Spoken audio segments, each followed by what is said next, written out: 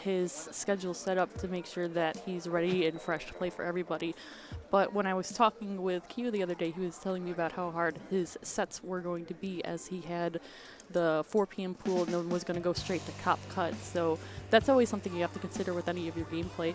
But speaking of gameplay, we're going to be moving on to Splat Zones on Wahoo.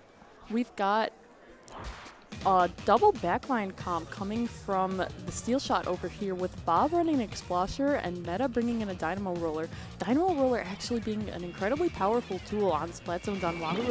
As you can see, they're near and could be behind this wall, but it seems like they're going to go down right away with a well-placed bomb. But now we've got a 2v2 happening in mid with our Octoshot going down over there. Prin has the room to paint down the zone.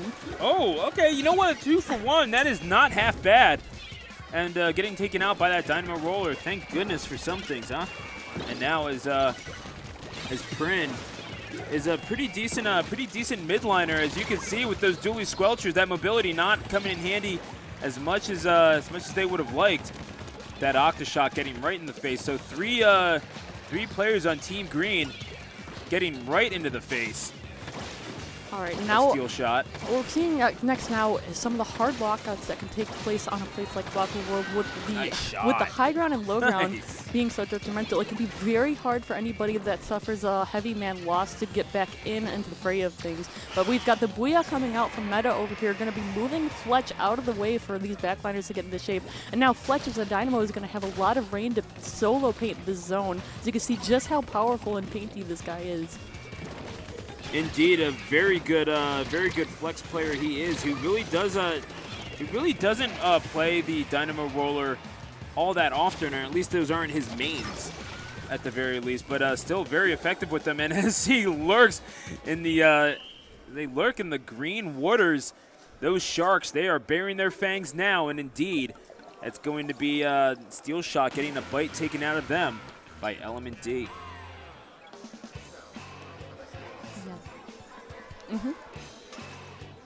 With Element D being a very large team, I believe they had a roster of 8 people coming in the last time I saw. So we're going to see a lot of mix of nice faces around here.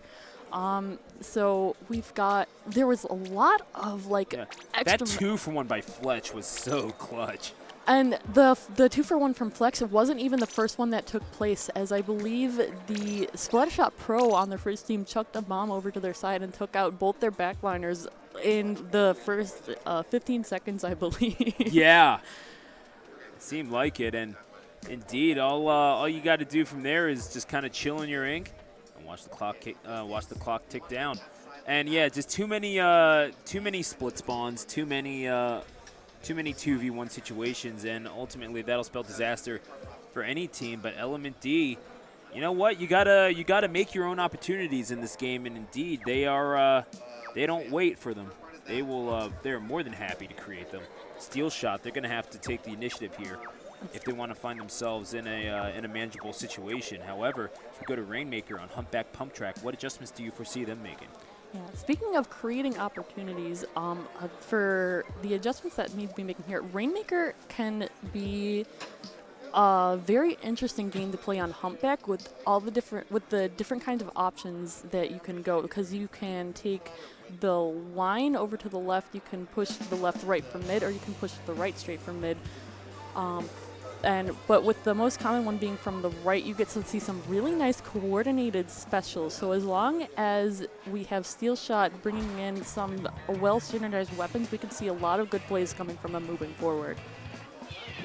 So as we check out the loadouts from each team, pretty mixed setup from Steelshot, and I could definitely see the rationale behind this, especially with the way that Humpback Pump Track can be. And control of the midfield is always emphasized pretty much in every single mode. Oh, you're going to take the long way home is Deed, but going to be made to pay for it by Bob. Good usage of the heavy splat lane, excuse me. Not afraid to get up in the grill with it, and I do respect that. So as we have ostensibly oh my gosh, a 3-1 on the field in favor of Element D. This could be their chance to strike and take the lead at the outset. However, a well-placed splat bomb.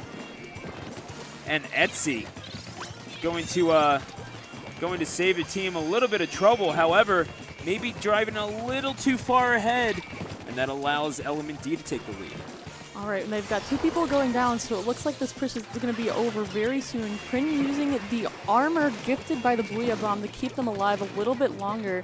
But now we've got Element Dude accumulating a lot of nice specials, but with one of them going down, they're going to have to drop this Rainmaker down from this pedestal soon if they don't want to accumulate a heavier point loss than they've already gotten.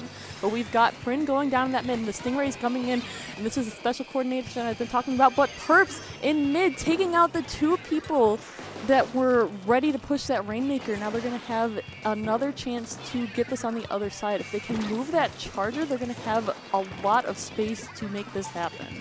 And here come the Tenna missiles. But that was so key to begin with, just to get that pop on the Rainmaker bubble, but perhaps just a little too slow to grab it and garner a bit of an advantage, allowing Team Yellow to retake midfield, and that Inkjet paying dividends for Etsy. And you know what? A little bit of an Octoshot to the face. That ain't going to tickle waking up. All right. For Meta, and now the charge forward. D leading the way, the head blocker.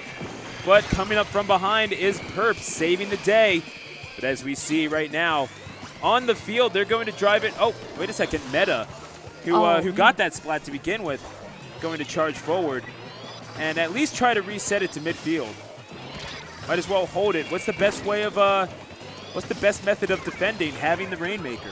So I do respect that. Oh, nice splat. Rainmaker, very powerful tool for painting and for spacing people, as you just saw over here.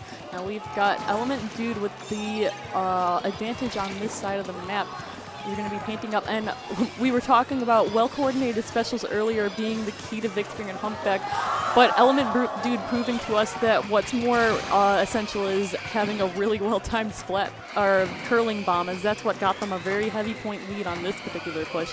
Now we've got a bunch of people going down in this right elbow, with Fletch also being in their spawn, supporting with a Stingray, so they're going to have a lot of time to paint. Or Steelshot's going to have a lot of time to paint in this mid. With 3 people going down, it looks like they're going to have an opening. Now this Octoshot's going to have to paint a lot to make sure that they can't just run forward with this. No, we've still got a lot of well-placed splat bombs going on this side. This might be it. This is the breakthrough they were looking for. They take the lead, and finally, and makes you wonder, could they have gotten the knockout blow if they had more bodies forward? It looks like However, they might still be able wait a to. second! Bob takes the Rainmaker. Will Bob be able to make it up? No! But he gets found. Slapped away at the rim, 97 points on the board, and Element D takes a commanding lead in this one, Stellar. Oh my goodness. No, now Steelshot finally having a 3-man loss. They're not going to be able to knock this out unless the Slosher's hiding very sneakily, but that doesn't seem to be the case. Now Element Dude's going to be down here in mid. They've got all the time in the world to paint as the last of these people start respawning. They're making sure to throw enough of these range shots over, so now their Inkjet is ready to gather these people around. It's going to be their time to shine now. The Booyah Bomb has come out, and all they've got is Bob down here. But they get found by the Fizzy Bomb, so they're going to be going down. But there's only the sloshing machine left. That sloshing machine is still there. All they need to do is climb up the hill, but they cannot. 5 points remaining is all it takes, but they will be slapped away by Element D. And just as we thought that Steelshot had all the answers, Element D out here changing the question at the very last second. Oh my God, it was amazing. The sloshing machine was the last one standing, but they've had that splashdown ready to keep them from getting those last couple points. Now they're going to be keeping this Rainmaker, and if they don't get this down, they've got it down. So now they've got the opportunity. 2 people are down. They're going to need to get this pop soon, but that purple shield is in their favor, and they grabbed it, and now Steelshot is going to be taking the game.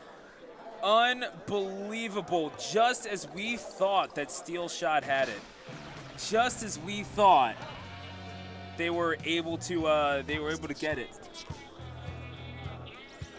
So Steelshot managing to take the game over Element Dude. Were the colors switched around? I believe the colors were switched around, so Element Dude was in the yellow. Either way. All right, so as we get that figured out, okay, Steelshot. Goodness gracious.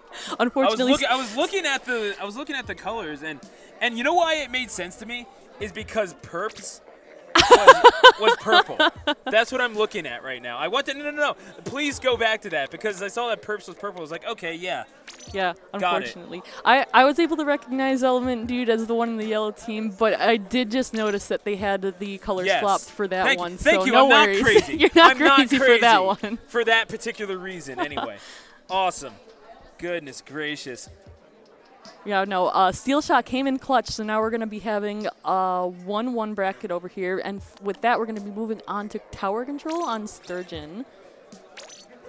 Definitely a fan favorite map when it comes to competitive players. The checkpoints on this one can be make or break depending on how fast you get them. With the second checkpoint, a lot of games that happen when you break that second checkpoint, it's almost instantly followed up with a knockout if you're not consistent enough with the layout of the high-low ground. Yeah, and here comes this play over here. Oh, Bob, I mean, what good use of the dualies to keep them from getting up there and just had no room to climb the ladder. And here we are as we watch this last push, and they were so close to climbing the ladder themselves. We're Element D right here, but as we see this insane final push, all the setup and all the execution here, as Deed just charging through.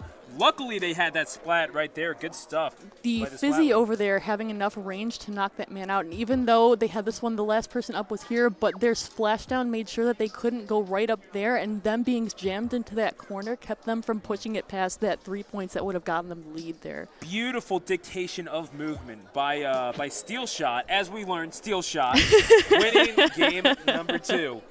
And as it is a 1-1 set now, it's going to be time to ride the tower. So Sturgeon Shipyard is the place. Box is locked, the lights are on. It's Splatoon fighting time. And here we go with game number 3. Element Dude in blue, I would think, never mind. No, it's switched up this time again. Steelshot. Okay, we're going to make sure that's Steelshot. Did you hear that? It's Steelshot.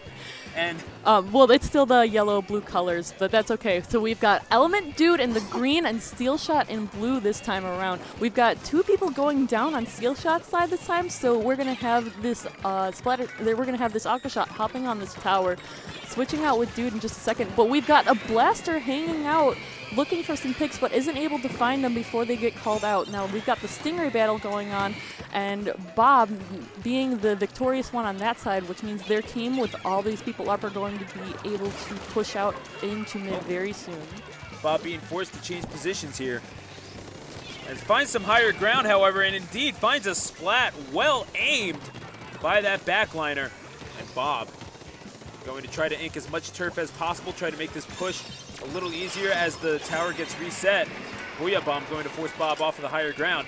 However, Meta, as we see, pushing forward with that 2-on-1 situation. It's ostensibly 4-2 on the field as we have ourselves a little bit of a reset. Meta pushing forward with the Inkjet, going to try to take out that Stingray, and indeed gets a little bit of assistance as they take the lead, and a lot of that due to Meta and that work with the Inkjet, able to push away that Stingray and keep the Wolves at bay for now. So absolutely, and Bob's doing a fantastic job for us, showing us how a well-positioned Splatling can be just as forward and there with your team as any other weapon. But we've got Etsy finding 2 kills on this team. The Splatling's going to have to show us what they're made of now, but gets taken out by a double team down on the tower. But it looks like they were able to break that last checkpoint, so any coming push that comes up next is going to get them a lot more points than 19. We've got Etsy finding a really, getting a really nice read under there with that bomb kill, but they're going to be going down near that tower, so we're going to have a 3v3 going on over here as Steelshot gets himself into position. No deeds to this land. You got to earn it here as Element D climbs the tower and will look to retake the lead. At the very least, keep it out of the grasp of Steelshot, who have these 81 points on the board already, as Deed looks to regroup and try to retain possession. However, the tower being taken once again. And pretty effective stuff, honestly. They're climbing forward in the usage of the Stingray, excuse me. It's looking I'm stumbling over all sorts of things. That's okay. It's looking really good for Steelshot this time, as they're pushing this tower with a lot of specials acquired and a lot of this low ground painted. But unfortunately, they had 2 people going down, so both the midliners that were hanging around that tower are going to have to take a step back as these frontliners are going down yet again. And now Element Dude over here is going to be reaccumulating that lost ground and potentially pushing past this next checkpoint. Also to chat, we are actually Milana and Failboat. It's good to work with you, Failboat. It's good to work with you, Milana. I really love watching your streams. Oh, hanging out with you on Saturday night. I know the camera wasn't on me, but I actually just did a hair flip. Yes, because Milana is definitely known for flipping her hair very many times. Girl, I slay. Anyway, Bob again with that heavy splatling, trying to come through and ink a little bit of turf, but again the tower being taken over. 26 points on the board for Element Deed, and they're going to have to eventually make this push a little bit forward. But right now, Steelshot just not making it easy at all. They are playing exceptional defense, though. Yeah, Steelshot already have that broken checkpoint. They've got 2 specials ready to get this push going. Their backline is going down right away, and now they've got 2 people going down, so this is looking very detrimental for Element Dude at the moment. The counter Stingray is already up and ready, and unless Element Dude can work their way up here and find another couple picks, it's going to look like a sure game over here. The Booyah Bomb's coming out and keeping them from moving on the left. The pushed up and find themselves on the right, and just as I say that, we've got the knockout push. A big old knockout blow from Steelshot. And yeah, talk about a straight pistol whipping from Steelshot there as they come in on tower control. That was their game from pillar to post. And yeah, you know what? Celebratory slappy fight. Why not? Dig that. Absolutely. Let's go. So yeah, that was. I hope you saw that. I hope you saw that screen. I think that was 40 combined kills between these. Between the top 2, as we take a look at that replay, that initial push, making it possible for the lead to be taken and pushing it all the way up to 81 points. We're taking a look at the last moments now. Obviously, the Booyah Bomb, Element Deed simply could not get in, and it's I mean that's the whole thing. It's basically you draw a line on the field and you just try to advance it. You're at a fixed speed. You really do have to be methodical. You have to be smart about your placements, especially if you're a backliner like Bob, who did exceptionally well in that game, in my opinion. It's all about how well and how consistently you can play. And Steelshot right now, looking like the more coordinated team. And you know what? You earned that celebration, quite frankly. Just watching them do the woo-woo. We're partying over there at the tables. We just look like we have no idea how to raise the roof. That's what that looks like. Well, what can I say? I'm not exactly a dancing kind of man. That looks like what I would wind up doing if I were drowning in the water park and my legs were broken. That's.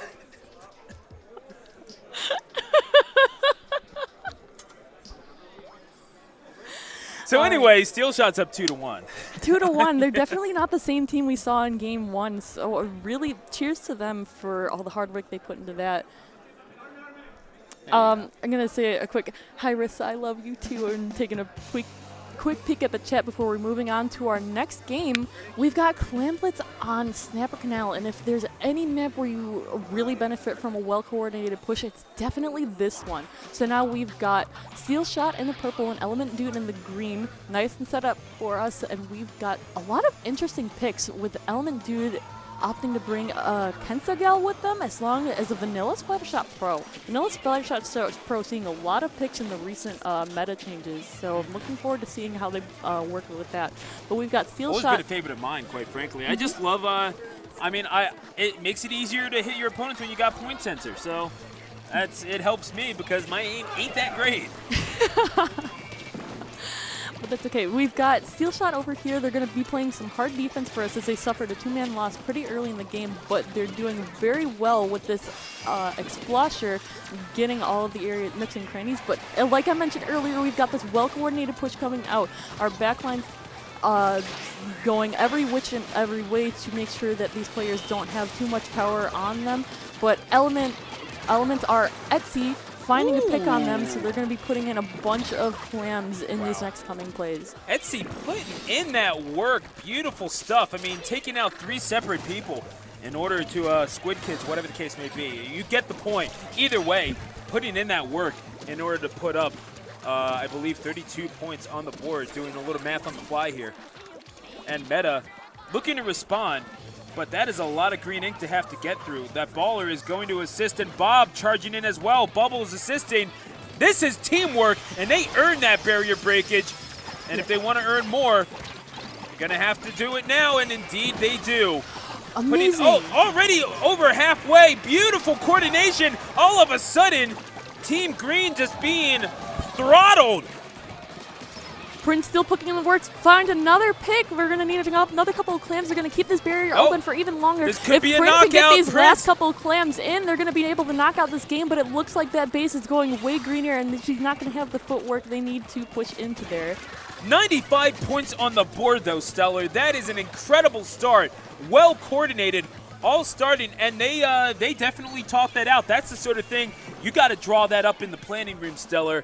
And it was all at once. It was perfect, and there you go. We have all of a sudden. No, this isn't Nine commentating. Nine has talent. But this is But yeah, either way, we got Steelshot all of a sudden. I mean, if you wanted to find a way to assert your will on a match, that is exactly the way to do it. That was concise, that's consistent, and they're piling them in. It looks like this could be it. Two more, they need 2 more. One more clam, One more that's clam. it.